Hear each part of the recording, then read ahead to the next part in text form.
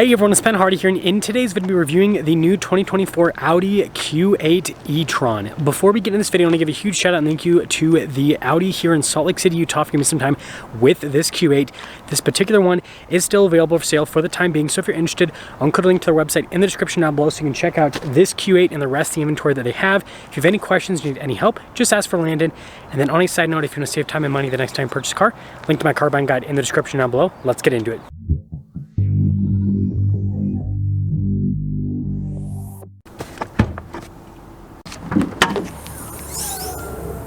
With the Q8, we have a dual electric motor setup paired to a 114 kilowatt hour battery pack. This provides the Q8 with 285 miles of electric driving range and then 402 horsepower and 490 pound-feet of torque. Now, before we go over the front end, I do want to mention, if you want to see more videos just like this, then I recommend you subscribe because I post content every single day. Now, starting with the hood, it's kind of hard to see because of the white paint, but you do have really cool body lines there. And then coming down below, you guys can see really sharp daytime running lights with the LED headlamps. And then look at this trim here, gray, kind of like all in a circle. You've got the Audi logo there, front and center, camera just down below the logo, and of course our E-Tron badge as well. And then this is actually for airflow. It's supposed to help out with aerodynamic efficiency here with the new Q8. And when you put it all together, I think that Audi's done a really good job with making EVs look cool.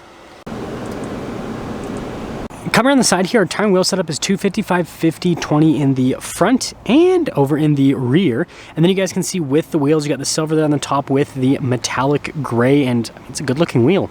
So we've got these body painted fender flares here. We've got a faux charging port, and then notice how the mirror caps are body painted as well as the door handles. And then I like the trim there around the windows. Then notice how it's blacked out there at the bottom. And here is your full side view on the Q8. Overall, the proportions are really good. And then taking a look at the key fob, we have our unlock function. We've got the opening for the hatch, and then your lock function, and then E-Tron there on the back. And now popping into the rear, you guys can see we have a cargo cover built in from the factory. We've got these right here to fold down the seats. And then you guys can see the cover here at the bottom. And when it comes to storage space, it is quite practical back here. Now we have a cool light bar design here on the rear, and I like the Audi badges, how they're painted white there in the center. I think it's pretty cool. Q8 badge down below as well, and then E-Tron there in the center. And putting it all together, let me know what you guys think about the style, but I think this thing looks great. Now popping inside, it's soft touch here at the top, then you guys can see also down below, and I love the stitching goes across. Really cool ambient lighting as well. And then look at the door handle. It looks pretty crazy. And then here are the seats. You guys can see perforated all down the center portion. So legroom back here is actually really good. We've got the little cargo net right here, and then you guys can see the vents there in the center. And then we have our own climate zone here for either passenger in the back. We also have heated seats, and we've got a bunch of little charging ports down below. And then we also have a cup holder armrest set up here in the back with a center console. So pretty cool overall. And then headroom back here is actually really good. Now taking a look at the front door panel, you guys can see here, soft touch at the top, and then again, look at the ambient lighting and then all of the padding down below. We've got all of our window controls right here, and then you can see the mirror adjustments. The mirrors do power fold in, and you got another one of the cool looking door handles. And then there's a quick look at the mirrors themselves. They do have blind spot monitoring, and we also have memory seats controls right there. And then this is pretty cool. Look at the stitching there on the headrest. Then you can see perforated all down the center portion. And then we have our power adjustments here on the side. And then here's a quick look at the pedal layout. And then we have our light controls right there. And then look at like the wood trim. That's pretty nice.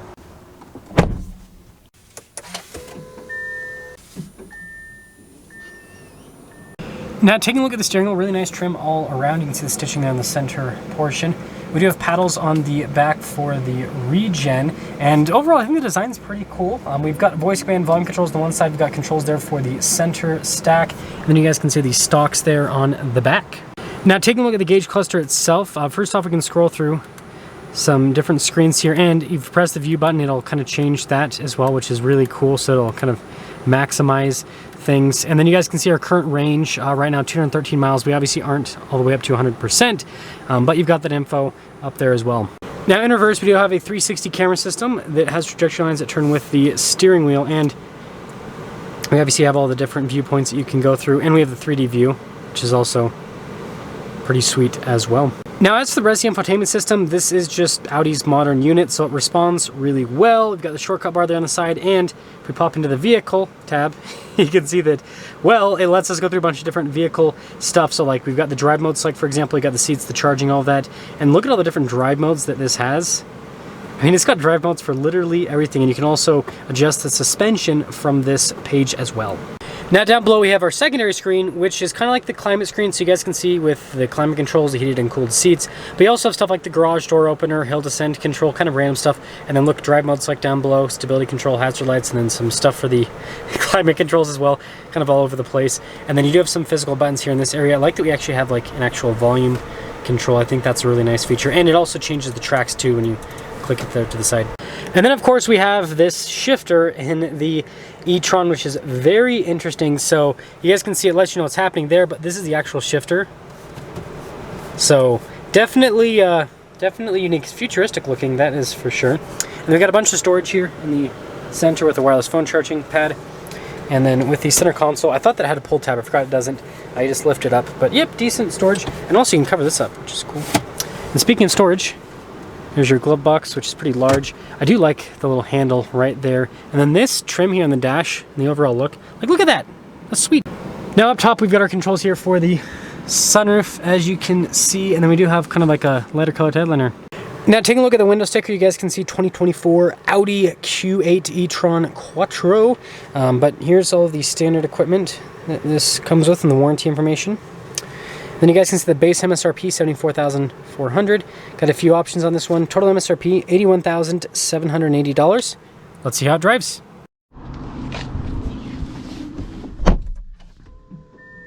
Well, let's talk about visibility before we set off. Here's visibility over the hood, both of the mirrors, throughout the rest of the rear, and strange spaceship-like shifter away. So I think this review is going to be really, really good.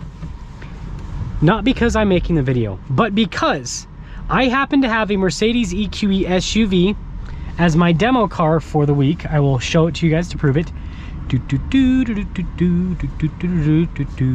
see that ugly thing right there? A face only a mother could love. That's my demo car this week, which, if I'm not mistaken, directly competes against this. So I'm going to talk about that EQE in today's review and talk about how this Audi compares to the Mercedes.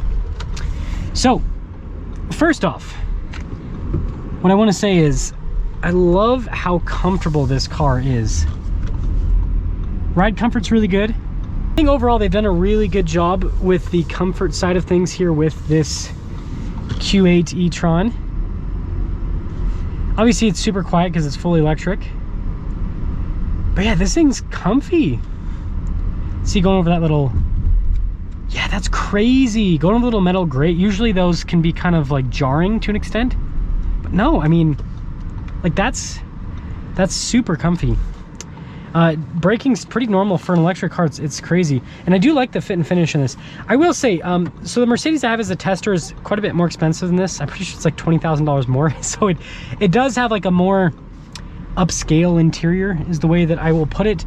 But I would hope so for the extra money that you are paying for that Mercedes. But the fit and finish in this is just as good as the Mercedes, if not even better.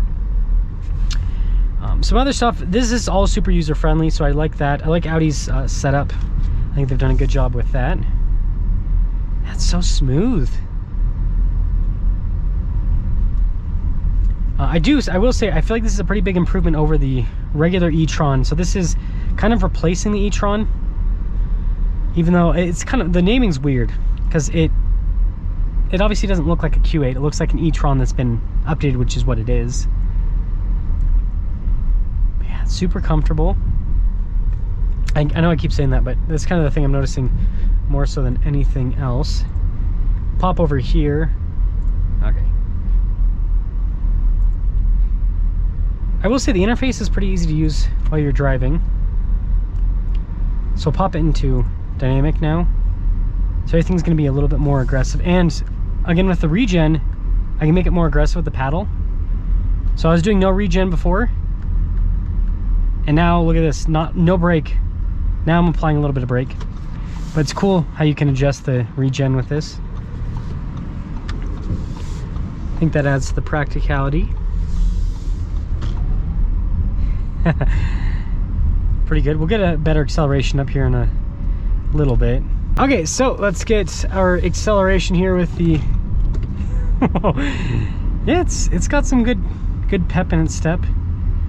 I will say, compared to the Mercedes I have this week, it's not as quick, but again, the Mercedes is quite a bit more expensive, even though they're about the same size.